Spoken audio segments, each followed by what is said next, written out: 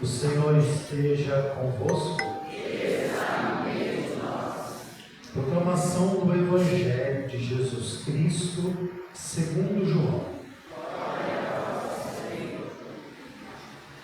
Naquele tempo, havia alguns gregos entre os que tinham subido a Jerusalém para adorar durante a festa.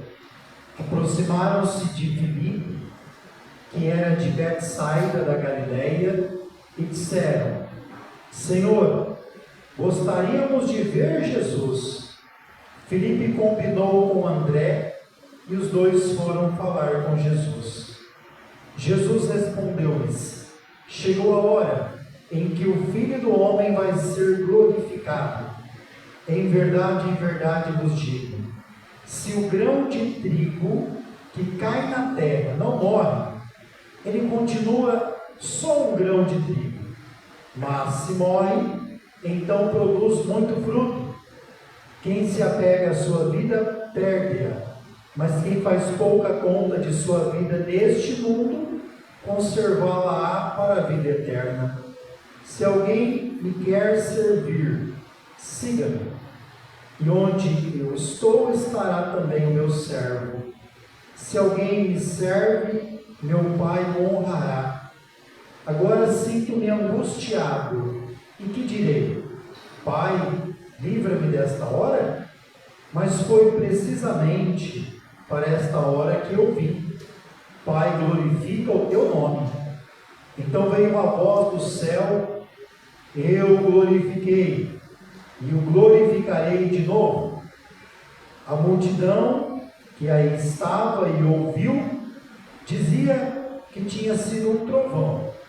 Outros afirmavam: foi um anjo que falou com ele.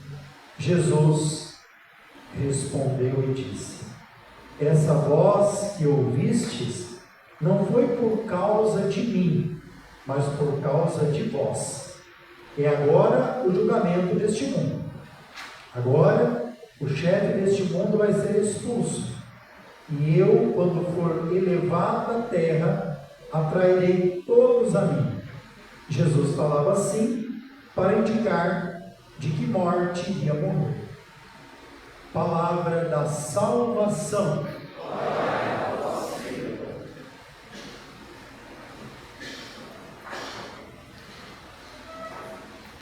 Hoje nós, nessa Santa Missa do último domingo, o quinto da Quaresma, também contamos com a presença da catequese de nossa paróquia, na nossa liturgia. A catequese, ela é irmã da liturgia. Ela vai inserindo os catequizandos na vida de igreja. Hoje, a partir desse quinto domingo, nós já não vamos ouvir na liturgia mais temas voltados para aquele início da Quaresma penitencial, mas temas que falam diretamente de Jesus, da sua paixão. A primeira leitura do profeta Jeremias, ele vai falar de uma nova aliança. Uma nova aliança. E diz aqui ainda que ele quer escrever essa aliança no coração. Porque se não for no coração, a gente vive as leis, os mandamentos como um peso, somente obrigação. É igual alguém que sabe que tem um semáforo e sabe que está vermelho, não pode passar, tem que esperar. Se está amarelo, fica atento. Se está verde, passa. Mas se não tivesse aquilo, passaria e despassaria. A lei de Deus também é assim. Nós somos regidos por leis todo dia. Tem leis municipais, leis estaduais, leis de trânsito, como eu falei. E os mandamentos também são uma forma de lei para nos ajudar a viver na presença de Deus. Mas se eles são apenas escritos, é uma catequese temporária, que sai da igreja até tirando 10 na prova. Escreve os 10 mandamentos. O catequizando escreve uma beleza. Amar a Deus com a letra sobre todas as coisas. Não tomar seu santo nome. Guardar, honrar, não matar. Só que aí sai para a vida xingando o pai, a mãe, não voltando a amar a Deus sobre todas as coisas, que é a presença na igreja, matando todo dia com a língua. Então não foi uma catequese, não foi uma vida cristã que primeiro se aprende dentro de casa, inscrita no coração. Por isso Deus está falando que os mandamentos que Ele quer nos entregar não são apenas escritos, mas inscritos. Eles têm que ter sentido na nossa vida, colocado no nosso coração. Só assim nós iremos reconhecer que Ele é nosso Deus. A segunda leitura de hoje, uma leitura de contexto, sim, de estudos, pensavam que esta carta foi escrita por São Paulo, mas não. É a carta aos Hebreus.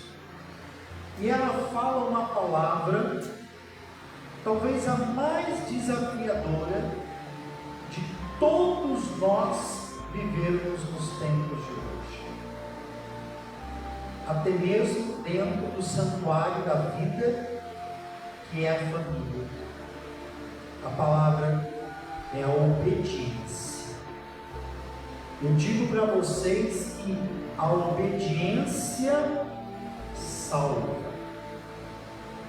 A obediência cristã salva. Essa leitura fala que Cristo dirigiu ao Pai preces, súplicas e foi atendido por causa da sua obediência. A sua obediência é a sua entrega a Deus. E assim também nós. Cristo foi obediente ao Pai, nós somos obedientes por Ele, e aí é um caminho de salvação eterna. Quantos de vocês antigos, às vezes nos encontra, diz assim: meu pai olhava para mim no olho, não precisava dizer uma palavra, que eu sabia o que tinha de ser feito. Eu, quando vinha uma visita em casa, a mamãe sabia que naquele momento, primeiro era a visita, que ela ia conversar e eu não podia vir com brincadeiras, e senão ia ter uma sentada. Hoje, qual é a obediência que nós encontramos dentro da nossa casa? Temos obediência de orar, temos obediência em casa para falar, temos obediência de oração dentro de casa. Isso nós temos tempo para tudo. Em primeiro lugar, para rezar, nem devia ser igreja, em casa, de casa para a igreja. Os nossos filhos, que obediência que eles recebem. Porque o encontro de verdade com Deus, se não fazer parte de uma família que instrui, nunca os nossos filhos vão se encontrar de verdade com Deus. Por isso se aprende em casa. É tão bonito quando uma criança aprende em casa que ela pode entrar no quarto sem nenhum papel na mão e falar com Deus sem medo, falar com Deus como Pai, contar para Ele o que passa em casa, ter uma oração de confiança e intimidade com Deus. É outro nível de oração. Porque senão A gente não faz essa ligação de igreja com a casa. E hoje, daqui pouquíssimos anos, não vai chegar 10 anos. 10 anos. Nós vamos ter crianças que já vão ser maiores, adolescentes, jovens, depois adultos, cada vez mais desligados da igreja. A inteligência artificial, que é uma coisa boa, se nós não tomarmos cuidado, ela quer nos tirar disso. Tem gente que acha que as propagandas falsamente católicas das redes sociais, falando mal da igreja, é simplesmente por falar mal. A gente não imagina que aquilo também é para aqueles grupos ganharem seguidores, curtidas, dinheiro com isso.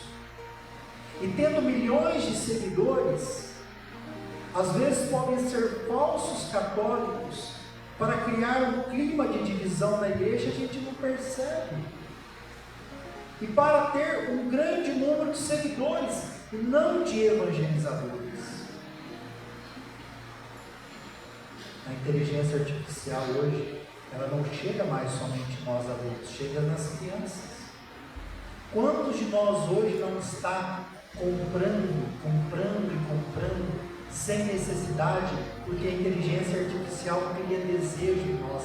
Você acha que as propagandas que você recebe no seu Facebook, no seu Instagram, é porque vem de qualquer forma? As propagandas que chegam para você, elas são pensadas. Os códigos numéricos dessas propagandas chegam em você pensado. Ela vai para você para criar desejo.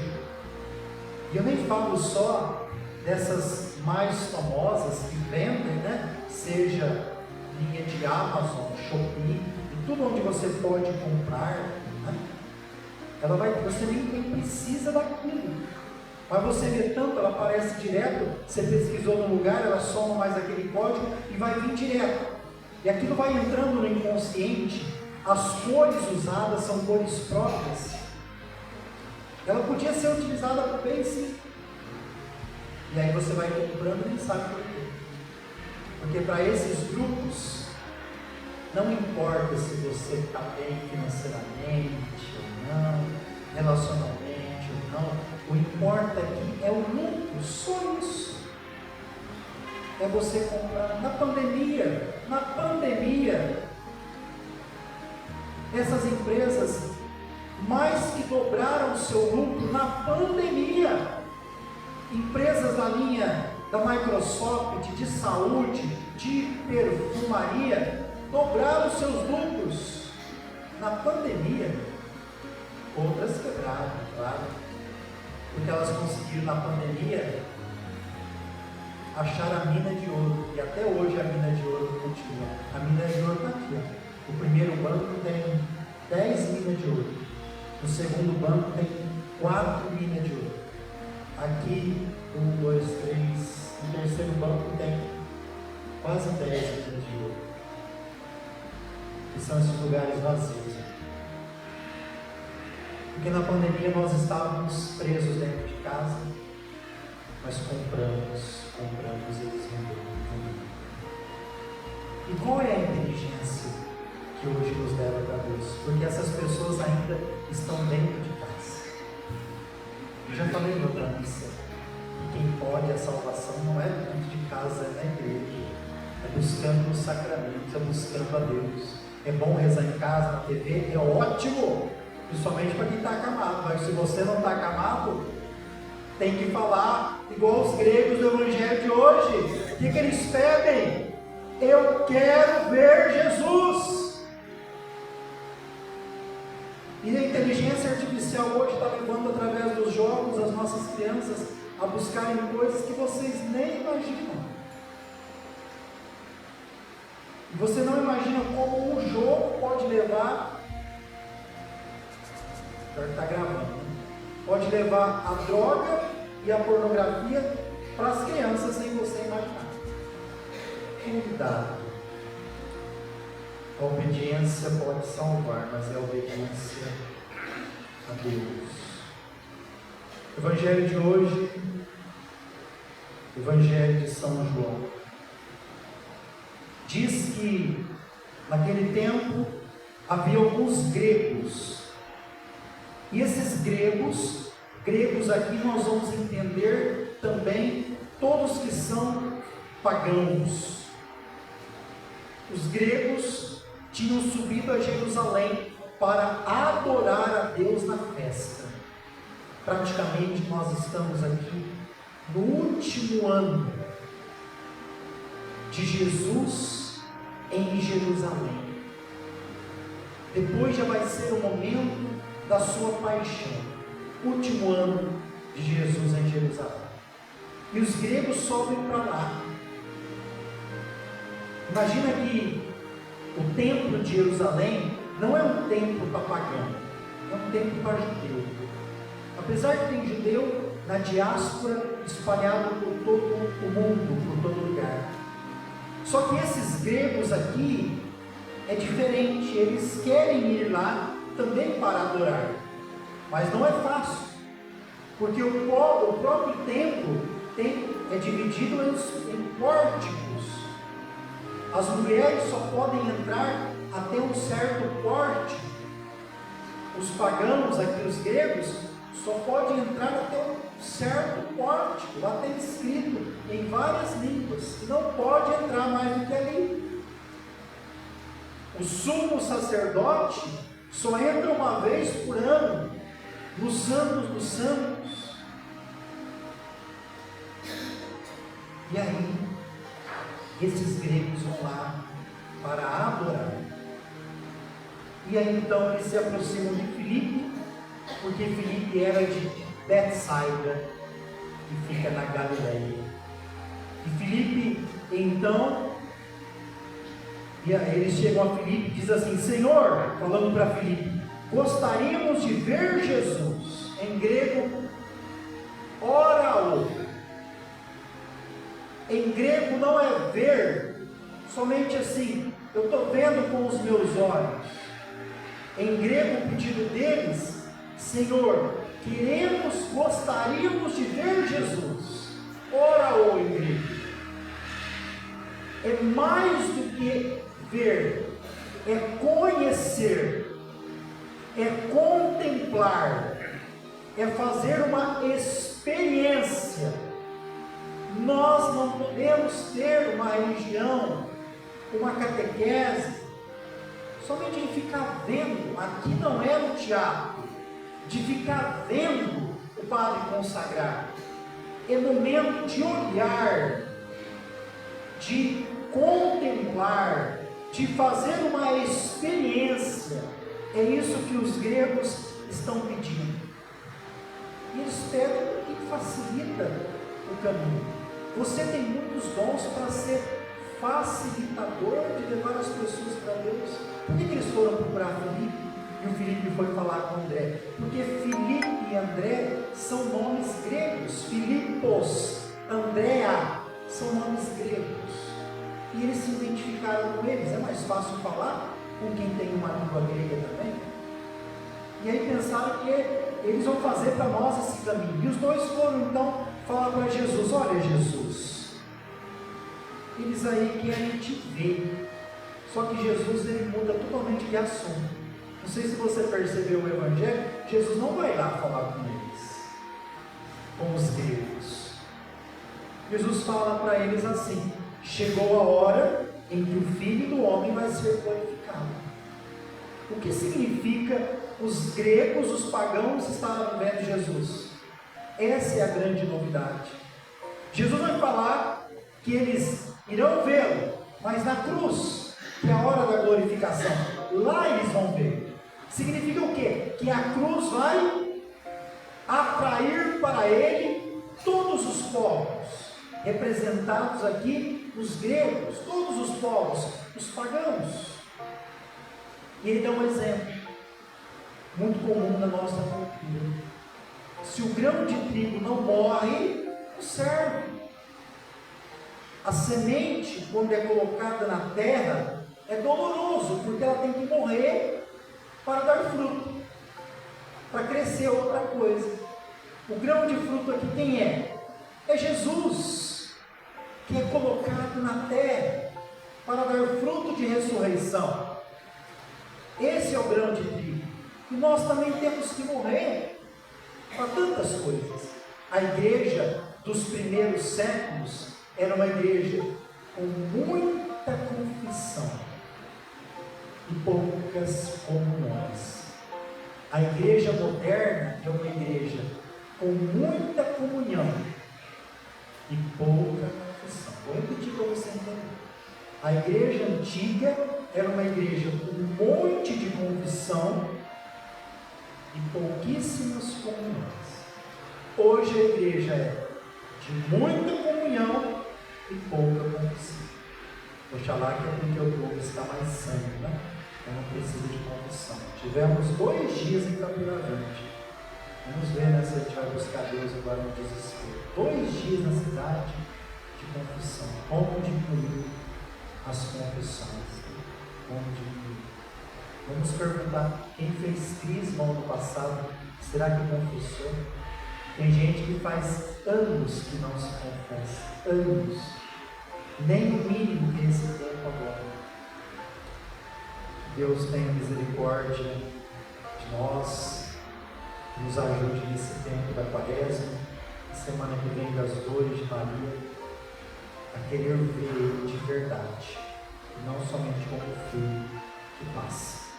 Louvado seja o nosso Senhor Jesus Cristo.